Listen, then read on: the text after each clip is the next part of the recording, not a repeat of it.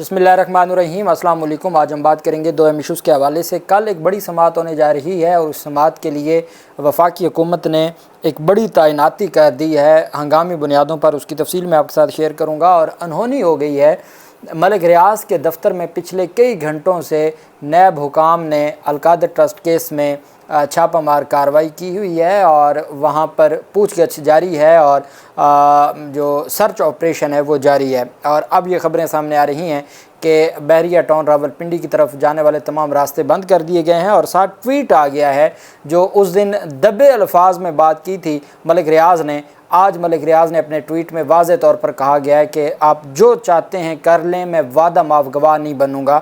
ये अभी कुछ देर पहले की ट्वीट है मलिक रियाज की, उसके ऊपर भी हम बात करेंगे। और जो नैब तरमीम से मुतल्लिक नैब ऑर्डीनेंस लाया गया है, हुकूमती शहबाज शरीफ के जो हुकूमती इत्तेहाद है वो ख़ुद ख़िलाफ़ खड़े हो गया है हुकूमत के। और साथ जो इलेक्शन ऑर्डीनेंस था, इलेक्शन एक्ट ऑर्डीनेंस, उसको खैबर पख्तूनख्वा की PTI असम्बली ने उड़ा के रख दिया है उस ऑर्डीनेंस को, और एक तगड़ी अक्सरियती करारदाद मंजूर की है। उसके ऊपर भी हम बात करेंगे। सबसे पहले तो मैं आपको बताता चलूँ कि महकमा दाखिला सिंध ने सूबे भर में जाली डोमिसाइल पर भर्ती होने वाले अफसरान से मुतल्लिक एक मरासला जारी कर दिया है।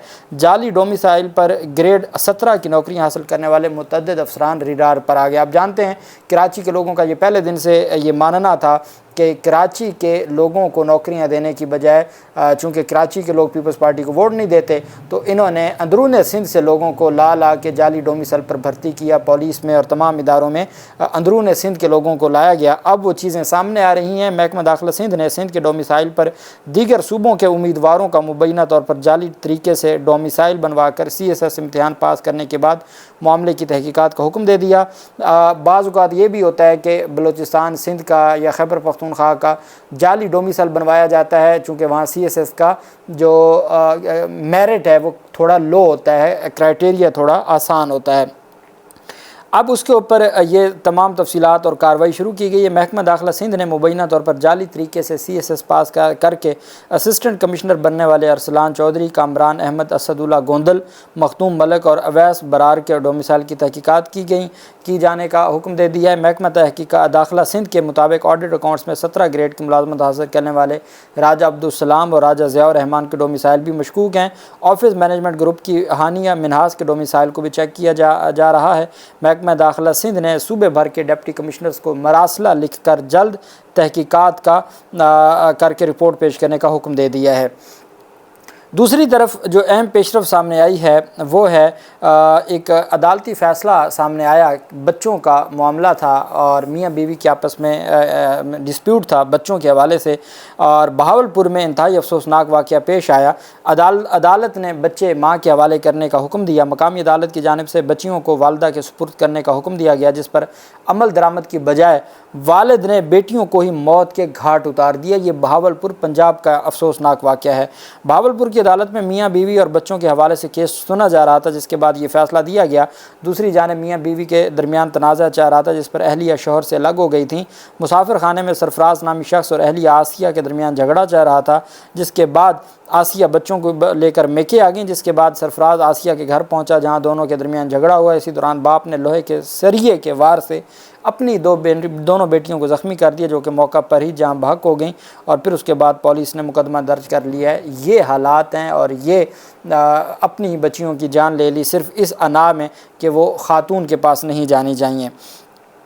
दूसरी तरफ जो अहम पेशरफ सामने आई है वो है ग़ुलाम सरवर नाहंग साहब। ये पहले एडिशनल एडवोकेट जनरल पंजाब थे। ये पूरा जो दौर है निगरान हुकूमत का उसमें एडिशनल एडवोकेट जनरल पंजाब रहे। इमरान खान और पाकिस्तान तहरीक इंसाफ के ख़िलाफ़ जितने केसेस थे उसमें बतौर पंजाब हुकूमत के वकील के तौर पर मरीम नवाज़ के इस दौर में भी, और उससे पहले जब हमज़ा शहबाज का दौर था, और स्पेशली जो निगरान हुकूमत का दौर था, चूँकि इमरान खान बार बार ज़मानतों में पेश होते रहे और मुख्तलिफ मामला चलते रहे, और फिर परवेज़ इलाही का मामला चलता रहा, तौहीन अदालत की दरख्वास्तें चलती रहीं, तो ग़ुलाम सरवर नाहंग साहब सीनियर एडवोकेट हैं, वही बतौर वकील पेश होते रहे। और जब हमज़ा शहबाज के मुकदमात थे उसमें भी, जब हमज़ा शहबाज के इलेक्शन को चैलेंज किया गया था, उसमें भी ग़ुलाम सरवर नाहंग साहब बतौर एडिशनल एडवोकेट जनरल पेश होते थे।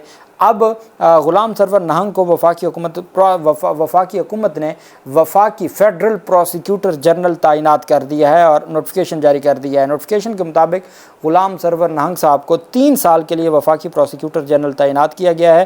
اس سے قبل غلام سرور نہنگ بطور ایڈیشنل ایڈوکیٹ جنرل پنجاب فرائض سر انجام دے رہے تھے۔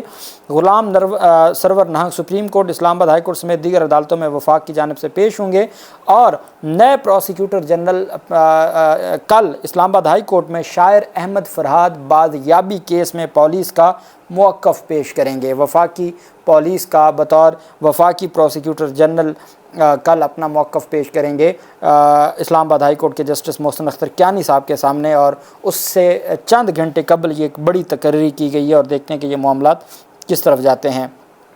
نیب ترمیم سے متعلق آپ جانتے ہیں کہ ایک قانون سازی ہوئی ہے اور ایک آرڈیننس آیا ہے، اور وہ بھی پیپلز پارٹی کے دور میں خواجہ سعد رفیق نے اس آرڈیننس کو مسترد کر دیا ہے۔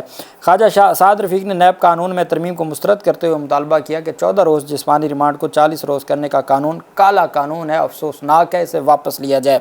انہوں نے لکھا نیب قانون ایک آمر کا بنایا ہوا کالا قانون ہے، مختلف فوجی، سول اور جوڈیشل ڈکٹیٹرز نے اسے شرمناک سیاسی مقاصد کے لیے استعمال کیا۔ انہوں نے کہا بہت سے بے گناہوں کو اس کا شکار بننا پڑا، اس کالے قانون کی حمایت نہیں کی جا سکتی۔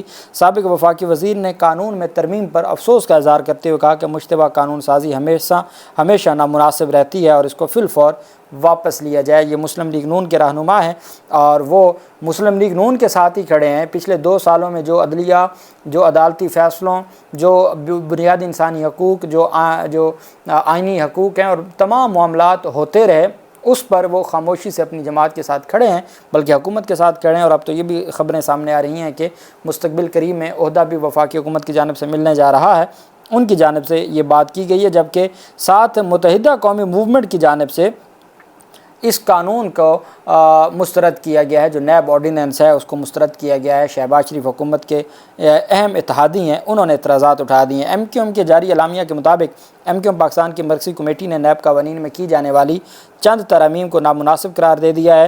ملزم کو 14 روز تک تحویل میں رکھنے کے استحقاق کو 40 روز کرنا کسی طرح سود مند ثابت نہیں ہوگا۔ بددیانتی سے کسی فرد کے خلاف مقدمہ بنانے والے اہلکار کی سزا 5 برس سے کم کر کے 2 برس کرنا بھی ناقابل فہم ہے۔ اعلامیہ میں کہا گیا کہ ماضی میں بھی نیب قوانین کے غلط اطلاق سے ملک کی معیشت اور سیاست کو ناقابل تلافی نقصان پہنچا ہے، لہٰذا اس قانون کی ترمیم کو انتہائی معاملہ فہمی سے دیکھنے کی ضرورت ہے اور آرڈیننس جاری کرنا بالکل درست نہیں ہے۔ اب دیکھنا یہ ہے کہ 30 مئی کو سپریم کورٹ آف پاکستان کا 5 رکنی بینچ نیب ترمیم کیس پر سماعت کرنے جا رہا ہے، جہاں وفاقی حکومت کا کیس یہ ہے کہ آپ 14 دنوں کا جو جسمانی ریمانڈ ہے وہ جو ہم نے قانون میں ترمیم کی تھی اس کو برقرار رکھا جائے، ساتھ خود 40 دن کے آرڈیننس لے کے آ گئے ہیں، اور ساتھ سپریم کورٹ میں آج بھی ان کا موقف ہے کہ 14 دن والا قانون برقرار رکھا جائے۔ تو وہ دیکھتے ہیں کہ یہ معاملہ کس طرح سے آگے بڑھایا جاتا ہے۔ خیبر پختونخوا اسمبلی کے اجلاس کے دوران گزشتہ روز جاری کیے گئے الیکشن ٹرائبونل آرڈیننس کے خلاف قرارداد اکثریت سے منظور کر لی گئی ہے۔